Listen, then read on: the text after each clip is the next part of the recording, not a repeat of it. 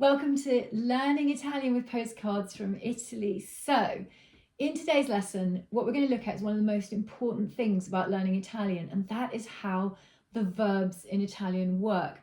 So, the greatest enemy that any of us have when we're trying to learn a language, and not just Italian, is translating. Italian is actually a really easy language to learn.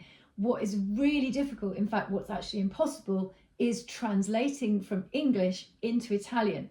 So what we want to do is we want to, from the get-go, learn the structures as to how we can learn Italian. And this way, we immediately stop ourselves from needing to translate.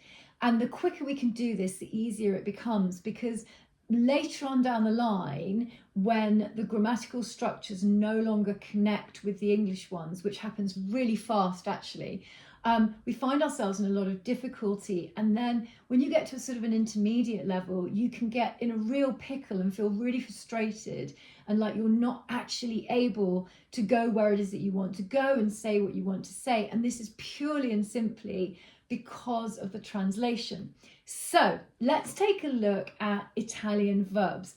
Basically, you've got three types of verb in Italian. You've got ARE verbs, and the majority of verbs are ARE in Italian. You've got ERE verbs. The second lot, say 20% of verbs are ERE verbs in Italian. And then you've got IRE verbs, and very few of the verbs in Italian are actually IRE. And these are divided into two separate types of conjugation. So what I was focused on first of all are the ARE verbs, because once you can really get to grips with the ARE verbs and how they actually work, it's much easier to use the exact same strategy for the EREs and the IREs. So let's today just really simply look at ARE. Now, even if you're an intermediate level, this is still really helpful, because what it's doing is it's just cementing this information that this is how we create when we are utilizing the verbs in Italian. So let's take a verb like mangiare. Mange, and then you've got the are, which is the stem, which makes it the are verb. Mangiare. In order to do anything with mangiare, the first thing you want to do is remove the are.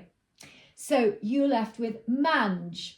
And then from the mange, you can decide which person you want to talk about or you want to do the eating. So mange, o. If you see o on the end of a verb, it means you're talking about I. E is you're talking about you, informal. A is you're talking about he,